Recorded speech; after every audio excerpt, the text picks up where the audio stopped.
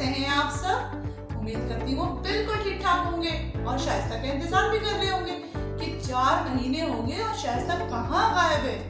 भाई शाइस्ता की तबीयत थोड़ी खराब थी, इसी वजह से मैं थोड़ी रेस्ट पे गई थी।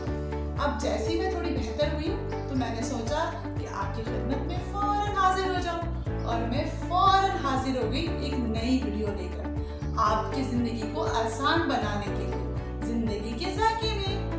आज मैं आपको क्या बनाना सिखा रही हूँ? आज मैं आपको कटिंग करना सिखा रही हूँ। पहले भी मैंने आपको शर्ट कटिंग करना सिखाया था और मैंने कहा था कि मैं इसको सिलाई करके भी बताऊंगी। वो वीडियो भी मैं कंप्लीट कर चुकी हूँ, कुछ दिन में मैं वो डालूंगी। और लेकिन आज मैं आपको पुरानी जो शर्ट होती है, जैसे मेरे भाई की होती है, बाप की होती है, घर में किसी भी जेंट्स की कोई भी पुरानी शर्ट हो और वो ना यूज कर रहे हो, तो उसकी कटिंग करके मैं एक खूबसूरत टॉप बनाना सिखाऊंगी आपको बच्ची के लिए। आप अपनी बेटी के इस्तेमाल में उस शर्ट को ले सकते हैं। कोई भी चीज़ बेकार नहीं होती है और जिंदगी के जायके में तो हर चीज़ काम की है ना। तो हम क्या बना रहे हैं? शर्ट की कटिंग करके टॉप तैयार कर रहे हैं। कौन सी शर्ट? ये देखें नीचे, ये जेंट्स की शर्ट, ये मेरे बेटे की शर्ट। अब इसकी कटिंग करके मैं अपनी बेटी के लिए एक खूबसूरत सा टॉप तैयार करूँगी जो वो जीन्स पर, ट्राउजर पर, हर उस पर, लेगिंग पर, सब पर यूज कर सकती है। इसकी कटिंग के लिए मुझे क्या करना है? सबसे पहले तो मैं इसका ये कॉलर, इस कॉलर को कटिंग करके मैं इसको निकाल दूंगी, ठीक है।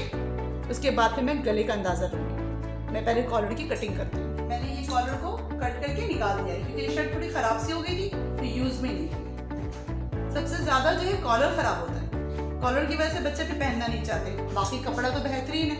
अब ये गला है, ठीक है ना। अब मुझे गला थोड़ा सा बड़ा करना है क्योंकि मैं इसमें इलास्टिक लगाऊंगी ताकि खूबसूरत सा टॉप तैयार हो।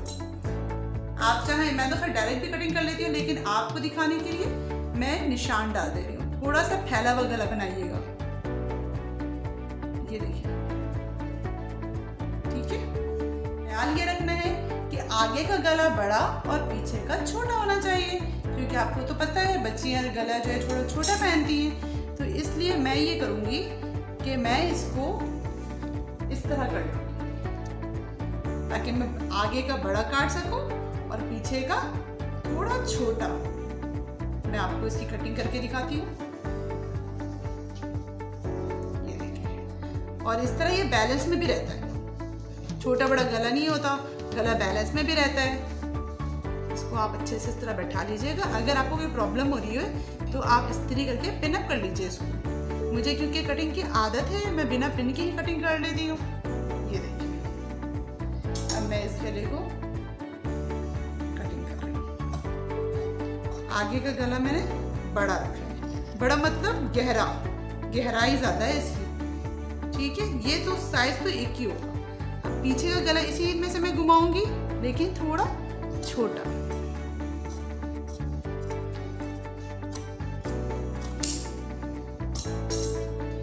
ऐसे खोल के दिखाती हूँ शर्ट को।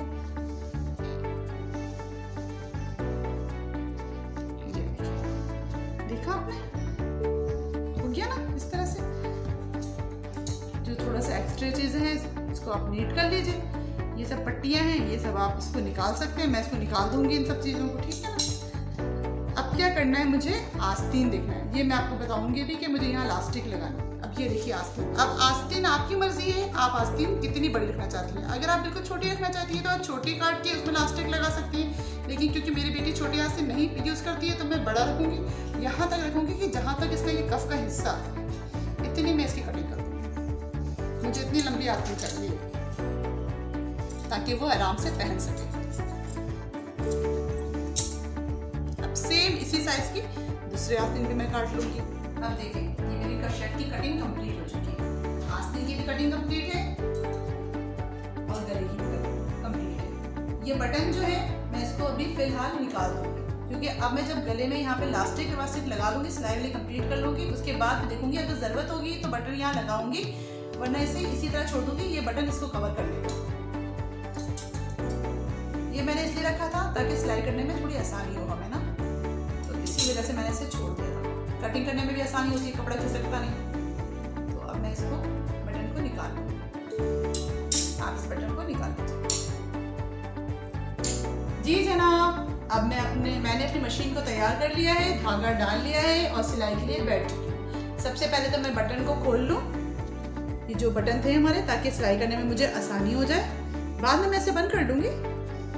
अब इसके बाद क्या करूँगी, ये जो गला मैंने काटा था इसको मोड़ूंगी, यूँ मोड़कर इसकी बारीक सी सिलाई लगाऊंगी ताकि इसका धागा ना निकले।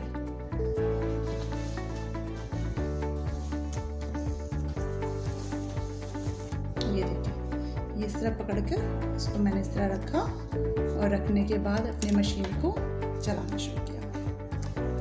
ये देखिए, मुड़ती जा रही हूँ और मशीन चलाती जा रही हूँ। ठीक है, ये गले की खूबसूरती के लिए। फिर मैं इसमें इलास्टिक लगाऊंगी क्योंकि गला बड़ा है ना, इलास्टिक लगाने की वजह से गला छोटा हो जाएगा। ये देखो, मैं मोड़ती जा रही हूँ और सिलाई करती जा रही हूँ। जितना बारीक आप मोड़ सकते हैं इसको आप मोड़ लीजिएगा। अब मैं आपको मिलती हूँ पूरे गले को सिलाई करने के बाद। जी जनाब, ये देखिए, मैंने गले की सिलाई को कंप्लीट कर लिया। ये देखिए किस कदर खूबसूरती से, सफाई से मैंने पूरे गले को सील लिया। इसी तरह मैं आस्तीन को भी मोड़ लूंगी। ये जो आस्तीन है ना, इसको भी मैं इसी तरह बारीक सा इस तरह मोड़ लूंगी।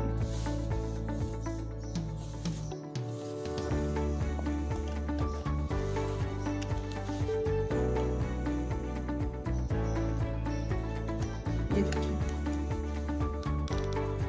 ताकि फिर इसके बाद मैं इलास्टिक लगाने का काम शुरू करूंगी। आस्तीन में भी, गले पे भी और कमर पे भी लगाऊंगी इलास्टिक। इस तरह बच्चे के जिस्म पे फिट हो जाएगा ये, क्योंकि ये शर्ट काफ़ी ढीली है ना। जी जनाब मेरे प्यारे दोस्तों, मैंने गले की और आस्तीन की सिलाई कंप्लीट कर ली है।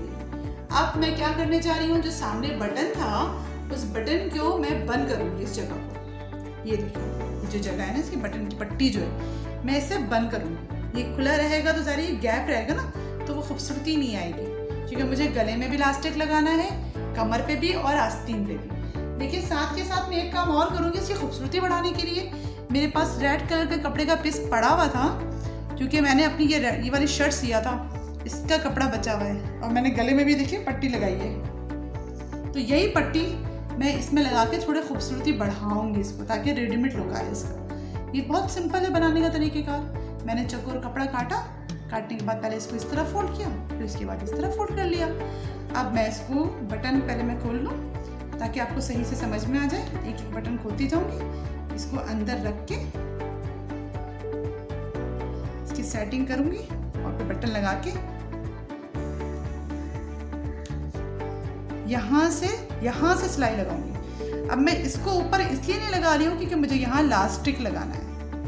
अब चाहे वो एक लेयर हो, 2 हो, 3 हो, 4 हो, ये आपकी मर्जी है। मैं बॉबिन इलास्टिक इस्तेमाल करूँगी इसमें।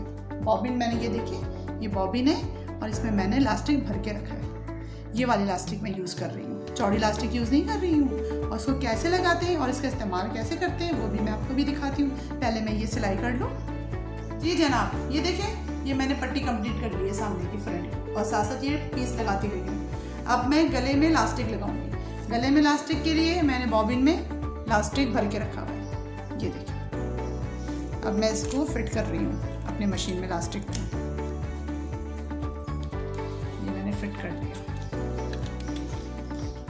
क्योंकि अक्सर मुझसे पूछा जाता है कि ये इलास्टिक आप गले में किस तरह लगाती हैं, क्योंकि मेरे खुद जानने वाले भी हैं, वो मुझसे यही पूछते हैं और यही जानना चाहते हैं। इसीलिए मैं ख़ास करके आज मैं इलास्टिक लगाने का तरीक़ेकार भी लेकर आई हूँ, ताकि आपको पता चल जाए और आप लॉन्ग टी शर्टों में, फ्रॉकों में भी आसानी से ये इलास्टिक इस्तेमाल कर सकें। अब ये देखें, मैं इलास्टिक लगाना शुरू कर रही हूँ। ऊपर वाला हिस्सा ऊपर रहेगा, नीचे वाला इलास्टिक का हिस्सा जो है वो नीचे रहेगा। और मैं हाथ से थोड़ा बहुत खींचती रहूँगी, क्योंकि इलास्टिक है, हल्का सा खींचूँगी, खुद ब खुद चून आना शुरू हो जाएगा और इलास्टिक लगनी शुरू हो जाएगी। ये देखिए, ये मैंने इलास्टिक 1 2 3 लेयर लगाया है मैंने इलास्टिक की।